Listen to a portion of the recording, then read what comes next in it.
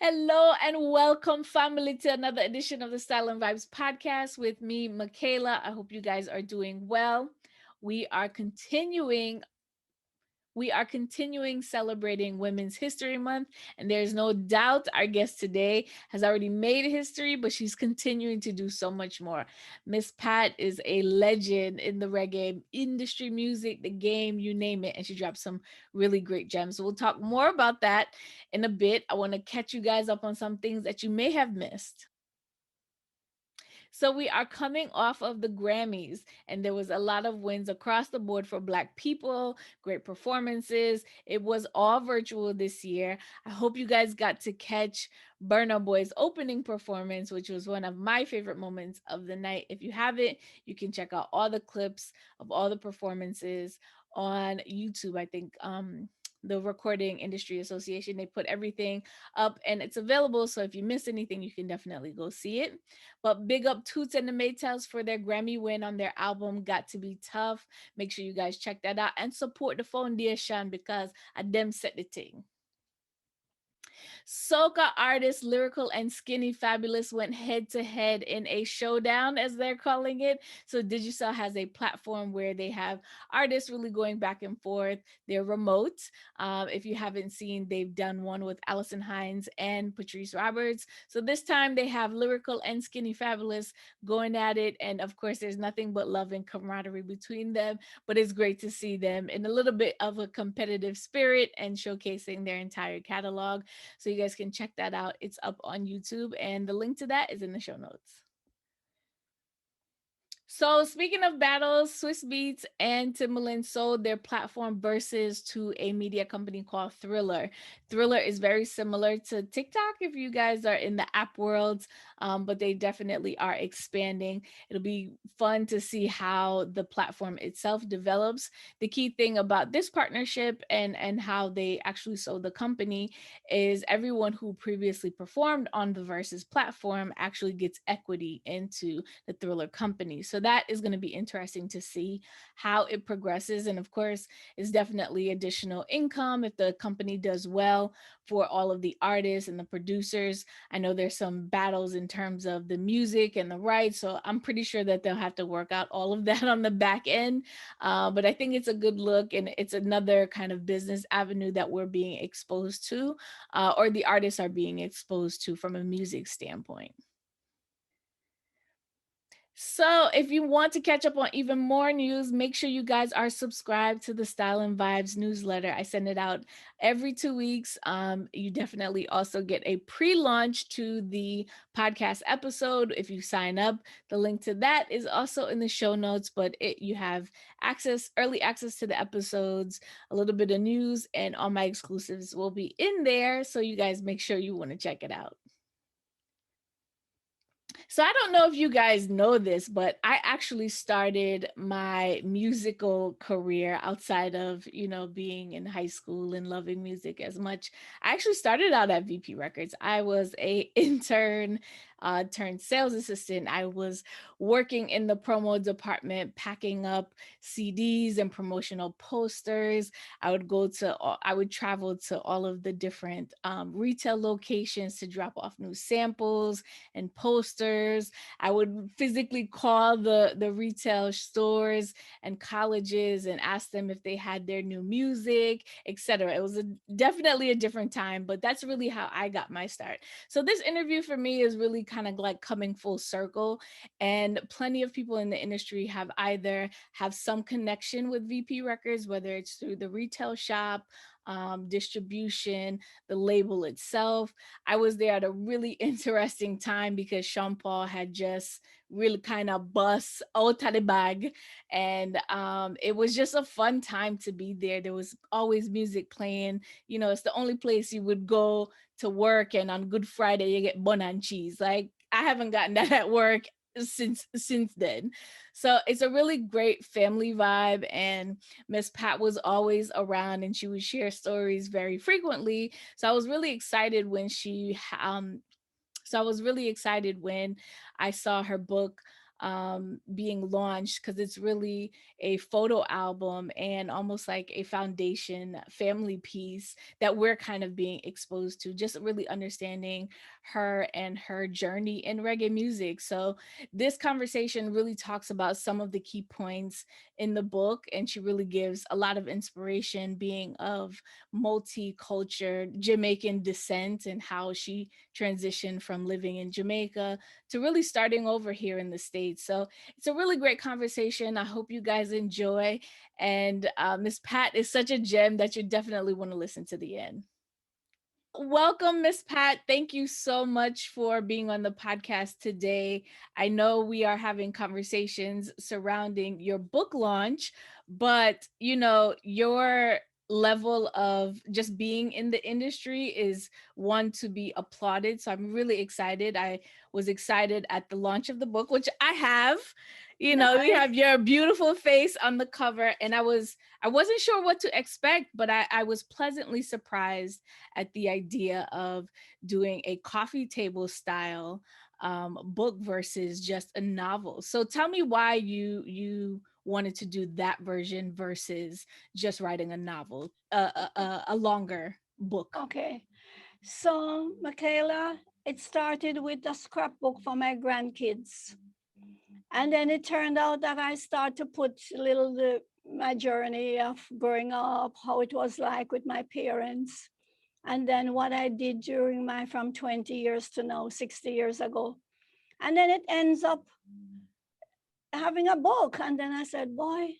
And then I started other artists now who I was associated with over the 60 years.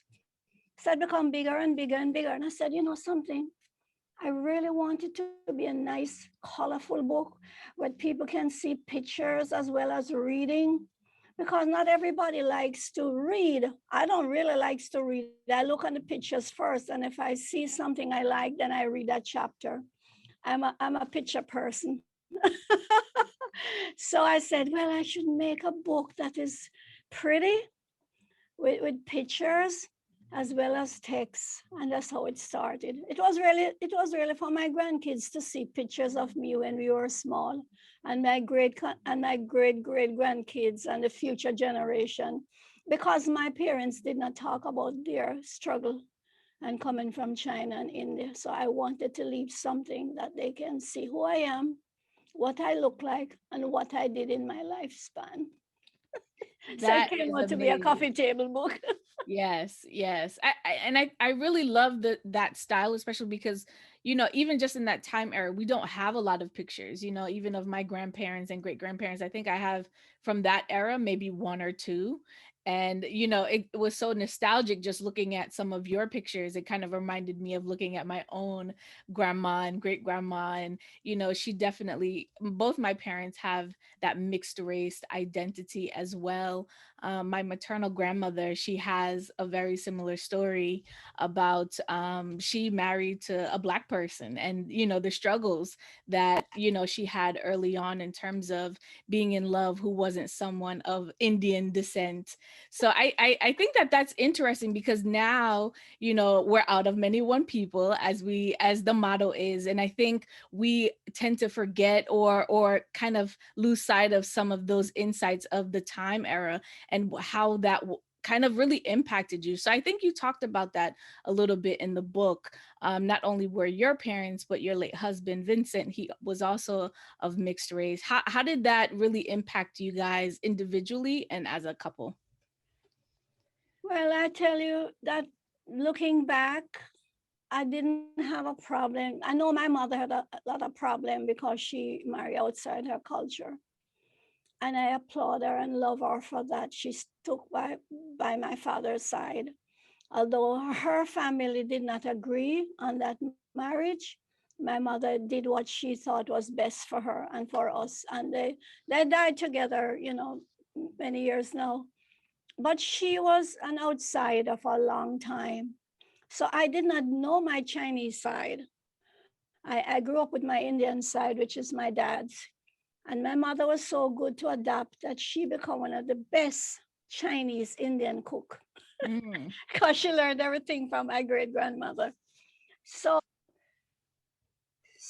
I really like that. You were taking almost your history and putting it together for your future generation, because I think, like you said, it is important and we want to know, because so many of us don't have that record. And now that we can, I think we should keep them. Yes. But what I really found interesting, especially about your upbringing, is really the strength of the women in your life that you had. And it kind of, and you mentioned, having, I wouldn't say idolizing, but having Mother Teresa as your figure that you looked up to. And then you had that entrepreneurial spirit of your mom and your aunt. Like, how did that really come together for you? I mean, it really describes your personality perfectly that I've experienced, because you were always hustling and bustling around the office, but you always stopped to take the time to really nurture everyone who had a question. Well, I think it stemmed from my parents, especially my mom. She was a strong person who determined that she was in love with my father. Although 100 years ago, this year should be 100, she said this is who she wanted to live with and die with. So she really strengthened us to tell us that we should do what's best for us. When I was 12, then my mother and her parents, her father and her family made it up, and they was really happy to see how happy my mother was and how my dad was able to help them in their grocery store. So things turned out the way God wanted it. And I really believe that we're here for a reason. And if we can just follow our instinct with the help of people around us, good people. My mother was the first one that inspired me to really do what she wanted to do. And then my Aunt Edna and my Aunt Edith. And as I said, Mother Teresa really inspired me growing up to of all that she did for the poor people and the lepers. And just saying that she didn't have much to give, but she gave it with love. So my dad usually instilled with us, if we think we're poor, there's so much people poorer than us. So we should always try to help when we can. Mm, that's amazing. And I think that kind of just speaks to, again, like I said, your personality. But what also speaks to your personality is your love for music. So there is a long history in terms of what's in the book, and I don't want to give too much away. But I really want to talk about, how did you talk about in the book how you and your husband kind of got together and came together with this idea, to really just start a record shop and then expand into a studio and then to a record label. Tell me about being a woman at that time frame and really going into business with your husband. Was it a big thing? What was it a big deal? Was it a big thing for you, or were you just seeing yourself, doing something that you loved with the one that you loved? Music. Well, as I said in my book, my husband was working with a jukebox company where we'd go when I was about 17, 18 at that time. I would go with him to change the record from the jukebox. And anybody don't know about jukebox, these were the boxes, music boxes that was in the bars, clubs, and you could put a quarter in it and you get 5 music. Then there wasn't a quarter, it was shilling and pence. So I guess a quarter would maybe a shilling in the Jamaican currency. And then you punch it and then you can pick whatever record you choose to pick. By then, they were just like American records, not Jamaican records, like Percy Slade, Jim Reeves, Aretha Franklin, Sam Cooke, those, drifters, all those beautiful R&B. So we had a lot of these rejects. It was fun going through the islands from Kingston to Mobay and come around Portland, and we spent a week out in the country, sleeping in the car, sleeping wherever with friends. It was an exciting time for me. And that's where I developed the love of music, because when he walks in with those records, the joy that's on their face, the customer face, and knowing they're going to get new records and favorite records that they like. And I just feel that joy for them. And then, as I said, we started to sell the used records, and then we started Small store down East Street. Mhm. And then we moved up to 17 North Parade, where we stayed and buy out the building, build a studio, and it became a very important part of the history of music because we would have the musician, the artist, the performers, the DJ, the buyers, the sellers, everybody there at Agla's Rest. There was a little area called Agla's Rest where everybody would gather to get a job upstairs in the studio. So that's where it all started. And we stayed there for 20 years, building the studio, making record, renting the studio. And we had quite a few famous artists today. Mhm. I was Mhm. recording like Bob Marley, Peter Tosh, Lee Perry, Dennis Brown, Gregory Isaac. And why my store was so famous and popular, not only it was in a good spot, but I carried everybody's label. The small independent producers, how they usually sell their product is they would go house by house to sell one each record. But I encourage them to leave the records there. Maybe if they leave 10 records on consignment, whatever I sell, I would pay them and I return the rest. So I had a hub where everybody could come and buy all the different labels. And that's make me different from the other stores because the producers only sell their records, but I sold all the producers' record plus all the small company records too. So I was very fortunate to create a one-stop. Mm. That's how we started. Because we didn't have something like that before. At all. So did you face any kinds of challenges being a woman in the industry? What were some of those for you? Well, back home, I didn't find any because I got along with all the producers and the singers and everybody, my customer. I didn't see myself as being a woman doing a man's job, as they say, but because we all worked. The woman selling fruits on the sidewalk was doing her work. I was just selling a different commodity, that's all. But when I came here and started the telemarketing, and they would say, "Oh, Miss Pat, can you put on a man on the phone?" I said, "Why?" He said, "Well, because I don't think you know what I want." But the little did they know that I spent 20 years on the counter. So I know all the producers, all the singers, all the label, all the rhythm. Sometimes the customer doesn't know the name of the records. I said, "Then hum it for me and I'll find it for them." And they were so joyful and happy when I find it for them. So Mm. that's one advantage I had also because I knew all the records, all the labels, all the producers, all the songs. I knew everything for for each music. I know all about that music because I'm So, there with the producers and the singers. so how was that transition coming here, and what made you guys want to start kind of almost restart in New York?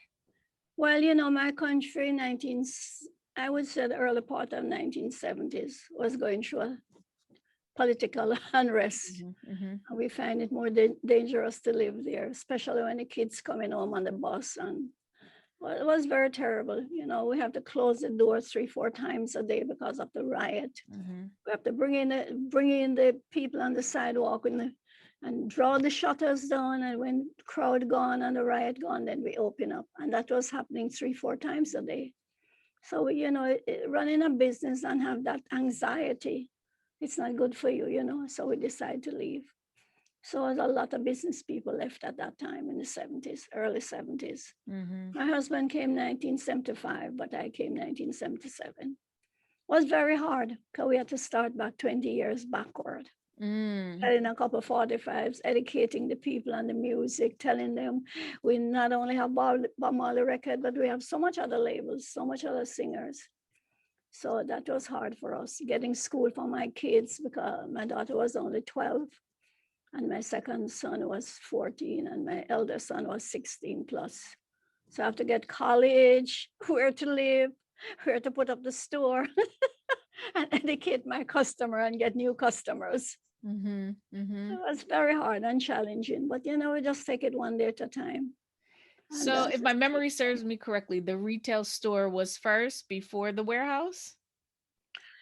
well, when we came here, we primarily we did wholesale, Okay. and we rented a small 10 by 20 space. Mm-hmm. And when it got too small, we went down to the end of the block, which is now 17 North Parade. No, not is now. I'm mixing up Jamaica with the US, and that became. It started exactly like I started in Jamaica. To tell you the truth, from a Mm-hmm. small space, then we went to a bigger space, and then we expand and expand, expand. So where we are at 17021 Jamaican Avenue, it was also American Record Company. They used to sell wholesale American records. So we bought out the building from them. And there we started.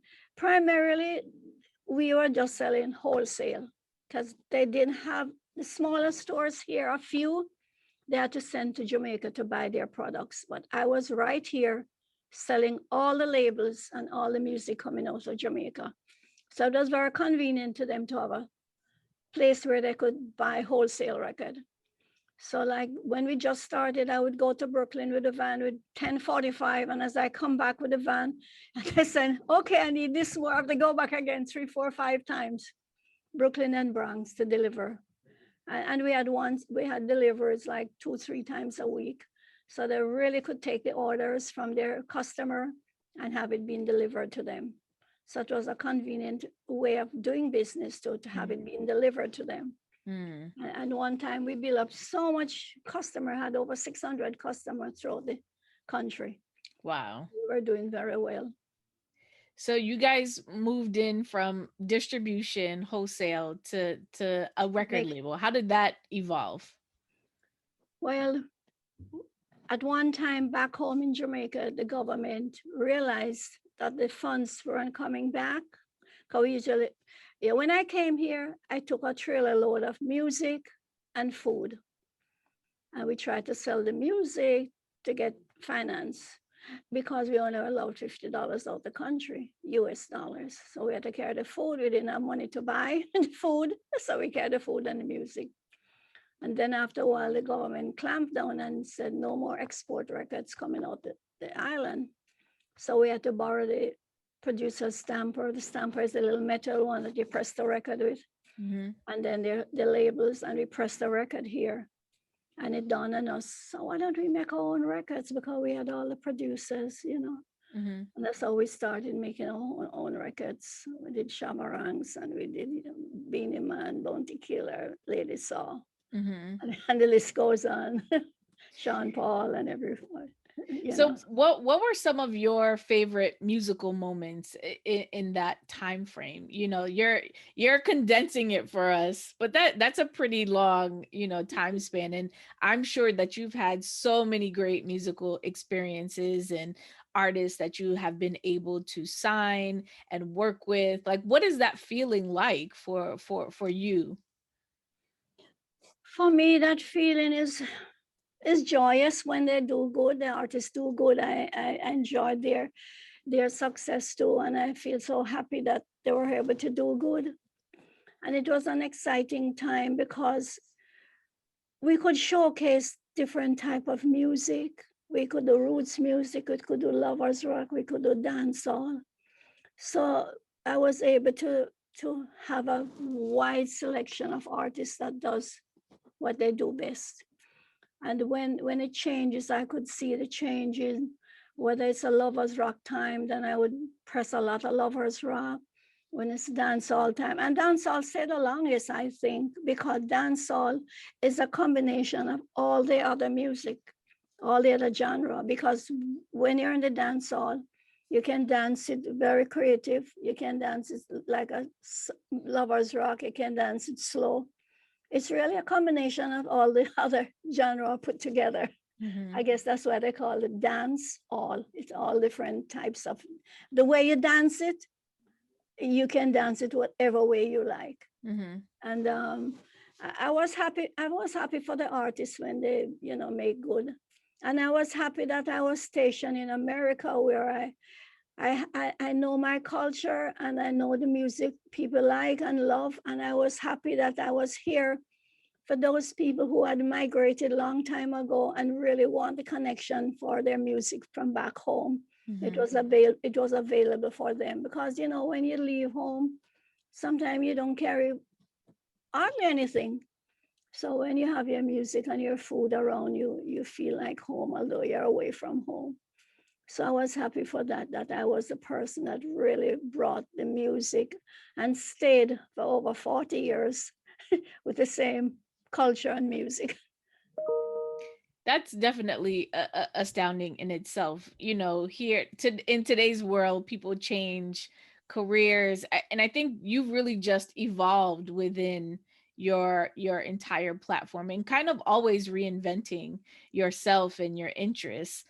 Even doing, expanding into rhythm driven clothing and VPAL distribution. Like, I think VP is great at being independent but iterative, always evolving. So how much involvement have you had in your later years, and just bringing your sons and kids into the business? How has that grown in your mind, and how did you guys take that on as a growth process?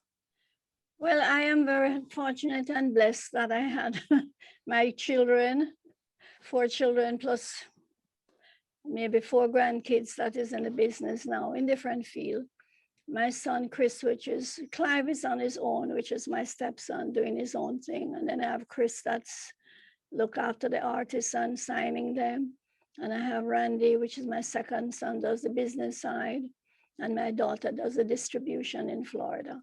Mm-hmm. Then I have my other 2 grandkids. One is in the digital age, and one is in the creative that does the jackets and all the CDs that you see Mm-hmm. coming out. Mm-hmm. Mm-hmm. And she helps me also with my clothing line. So I'm very fortunate to have my family helping because it makes sense, but they're in different field within the business.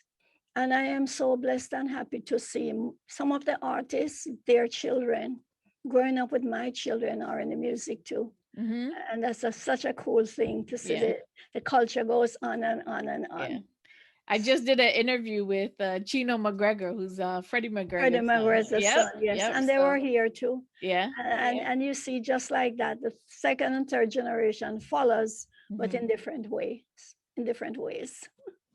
most definitely. So what are you most excited about? You've had a really amazing career that has spanned and continues. Without mentioning your age, you're definitely evolving, and I really don't see you stopping anytime soon. So what are you looking forward to? And I don't think that this book is the last of what you have in the bank. So tell me.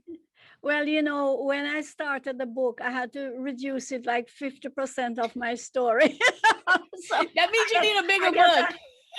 I'll continue on my second book, A Okay, Whiter okay. Shade of Black, because I grew up in the Black neighborhood with all my friends, the artists and producers and everybody. So I'm and I'm very mixed cultured, So that helped me to have all the Chinese side, the Indian side, the Black side. So I am going to really talk about how comical we are, how much singing mean to us.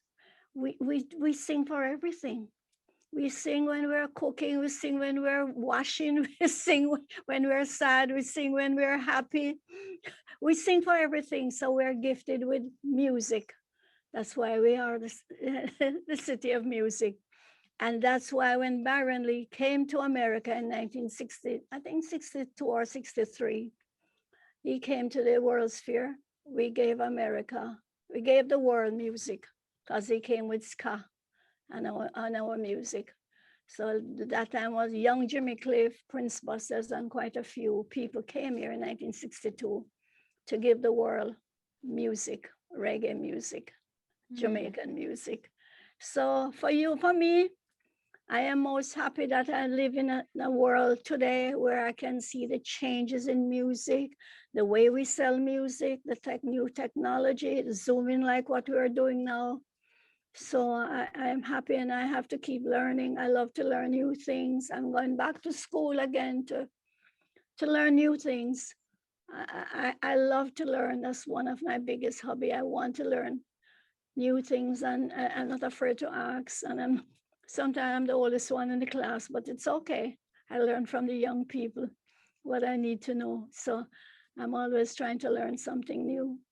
And with the downloads and the streaming and all those technologies, I'm always asking, how do you do that? How it works? How can I learn this? Can you show me? So I'm always very want to learn new things, because if I couldn't text, I wouldn't be able to speak to my grandkids. Mm-hmm. A 7-year-old, a 12-year-old, older one, have to text them. They don't talk anymore, so I have to learn to text them to be able to communicate with them. Mm. So you're definitely keeping up with the times. What are you most proud of in terms of what you've done up until this point? Well, I'm proud of that I was able to bring reggae music in a broader scale to my community and to the world. I'm very happy and proud that I was able to finish my book, 4 years in the making, where people can really see who I am. And I want it to be interesting as well as, you know, truthful. So I was able to share some of my struggles that I have with my husband and the business and so on. But through it all, I think I have hope that whoever reads my book will be inspired and able to get something useful from what I've shared. And that's what I'm hoping and hoping. And then I am proud that I have now started my VP Family Foundation, that I can able to have my resources, and give more to develop music and music education. Oh, I'm sorry. Hold on. I have to turn this off. Um, music and music education. I should start again. I am happy to have my foundation. I usually do this, but it wasn't officially a foundation. So now I'm doing it because I want to have all my resources in one place that I can give back.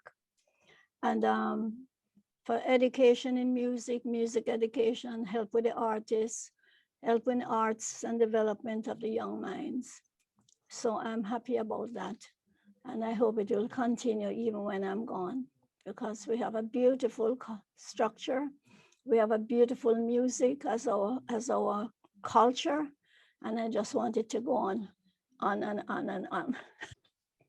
Yes, the family foundation that I did is for music education, music to support the young musicians in music, and to preserve the history of reggae and Caribbean music. And that's my goal in my foundation. So I hope whoever is listening in, please go out and support. By buying a book, the proceeds will go to my foundation. That is awesome. I really had such a great time speaking with you. This has been an amazing journey for you, and I'm just looking forward to you continuing your legacy. I think you're definitely an inspiration for many, not just for people in the music industry. But I read this at the beginning, and I was like, huh, I wonder if you even kind of it was the opening notes, right? And it was a note by Cool Herc, who we know is the Hip, founder of hip, hip. hip hop. And he says, what Barry Gordy is to Motown, what Russell is to Def Jam Recordings, what Sylvia Robinson was to Sugar Hill Records, what Clive Davis was to Arista Records, Patricia Chin is to the reggae industry and VP Records. That's a big statement. How did you feel when you read, that level of and I know you're probably just in it and you're just doing it, but this must have been such a great reflective moment for you. How did everyone contributing to this project really impact you? Well, I'm very happy that Cooler can endorse that for me, because I didn't see myself in that big picture, because I'm just working day after day, not even go to business school to learn about business. But I had wonderful people around me, people that helped me and to show me what I didn't understand to do. People are such helpful. Wherever I go, people help me and show me, and I'm not afraid to ask for help. So when he endorsed that for me, I felt so wonderful and proud that people really respect me in that way to endorse that for me. And I did met Cool Herc some time ago. By Mhm. then, I didn't even know too much about hip hop, but I was blessed to be in their company. And I want to give a shout out to Cool Herc and all the people who started hip hop. So you are great also to start something fresh and new and still goes on up to today. So to all my friends in the hip hop world, thank you, thank you, thank you. For And for sure. you, And you've seen so many changes in the music, and you know there have been many positive as well as much negative, but I think more positive in that sense. How has the evolution of the music and the sound, um what has that been like for you? I mean, you're talking about jukeboxes, you know, records, vinyl, going to CD and tapes, and now it's all digital. Like the sound is completely different. The music, the content of the music is definitely very different. Like your catalog must span, I don't even want to, what is in your playlist? a lot is on my playlist, but I was very fortunate to see the progression and the evolution of from a 45 records to a 78 records to cassette to CDs to right now digital, then streaming, then downloading. I am so fortunate to see the whole gamut comes around. And this age that I'm living in, I can see clearly. But one thing I do know that anybody grew up with vinyl, it's quite a different in sound. It's like when you go to a concert, you know, that feeling you get with the music and the environment, and you get it with the vinyl. That's why vinyl will never die. It's still coming back. All the record fans still want to know how the vinyl was. Who doesn't know vinyl? I mean, the collectors, the DJs, all those people that keep it going. Thank you. Thank you. It's quite a difference in the music when you grew up in a 45 or a LP.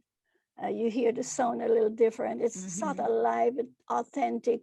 The instruments is like when you go to a symphony hall and you you hear the orchestra. Ask you, but what literally is in your playlist? Who are you listening to? What, it could be old, new, whatever. I listen to a lot of roots music because I like the message in the music, and I love Mhm. like the songs where I really you know I reflect back that it tells you something about yourself. It brings you back to a time, a place, whatever you was doing at that time. Music is such a powerful tool, because it can bring you right back. If you're in a funky mood, it will cheer you up. If you're sad, it can give you hope. If you're happy, it can make you happier. So I listen to all types of music. So I'm a roots girl anyhow, because I love the message in the songs. I could picture you and Vincent skanking in a dance hall, you know. I've never gone to a dance in Jamaica. It's only recently when I came up here. Once a year, we go to a party in the Bronx, Mhm. Reverend Mac, and he played. I mean, he would give 1 hour worth of soca, 1 hour lovers rock, 1 hour roots music, 1 hour dancehall. So Mhm. when you come out, you really lose a lot of weight and you feel so joyous. You feel so joyous when you come out, a different mood completely. And I usually say, music is really a therapy for people because Yeah. when you go in there and you come out, you have a different mood. You feel so happy, joyous. If you go in a funky mood, and by the time you come out, you feel so happy. Mhm. Mhm.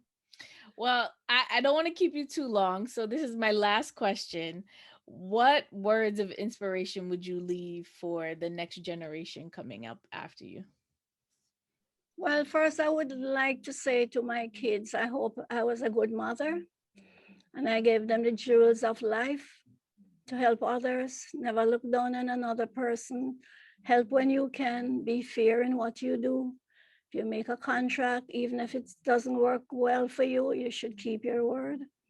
And I would tell the world that, we should, the world is small. And the COVID has helped us to see how small we are. And we're so united together with just one. COVID.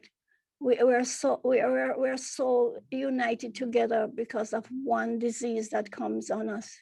So we just have to help each other and be helpful to each other, because there's one world, one people, one nation under God. And I just hope that my book will encourage people to, especially the ladies who think they can do a man's job, they can have a career as well as taking care of the home, but they need help. Mhm. You were doing that early. Yes, and because of Women's Month, I want to give a shout out to all the women out there to keep Mhm. what they're doing and be upfront. Get help, but you can do anything. Doesn't mean that you can do a man's job, because no job is different. Man's job is no different from a woman's job. We can do it. So continue to Amazing. do, right? And Thank you. all the female artists out there, keep doing and have more female artists. And when you reach the top, bring up another one with you, bring up people with you and teach them and show them. And that's how love, that's the only thing we have, love for each other. And we should continue to spread the love throughout the world. So all the reggae fans, thank you, Michaela. Thank you, all the people who will read my book. And I hope it would inspire you. Awesome. Thank Encourage you you. guys so All much. I right. truly appreciate it. So the book is called Miss Pat, My Reggae Music Journey. So you guys make sure you get it. It's an amazing coffee table book, and it shares all of Miss Pat's amazing experiences. 200 pages, Yes, over yes. 200 pictures, 5 pounds in weight. A good conversation piece when your friends come over Oh yes, to talk and about especially music. for us next generation Caribbean Americans or Caribbean nationals, it's an important piece of history that we can hold on to. So I think thank you for creating it. And I hope also that you will also encourage your grandmother to start have her pictures put aside, that you can tell her a story. Thank you, All thank right. you. Thank you very much. I All hope right, I have a did good good for you. one. Yes, Bye you too. bye. Have a wonderful day. Thank you very much. And thank you for what you're doing. Thank you. I appreciate it. All right. Bye. Wow, I hope you guys enjoyed that episode. It was such an amazing conversation. Miss Pat just has the coolest demeanor about her. And I think, she perfectly shared so much, but there's so much more in the book. I really love the format of it. It's storytelling with pictures, and they're really significant. So if you haven't seen the book, I highly recommend that you get it. Again, if you buy it from VP Records website, they also contribute to Miss Pat's foundation. So you can do that. You can also get it on Amazon, and wherever books are sold. So I think you guys should make sure you check it out. It's really a great thing to have in your repertoire. It's a coffee table book. So, from a historical standpoint, especially if you love music, it's definitely something that you'll want to have and share with the family. So, I love the artwork on this book.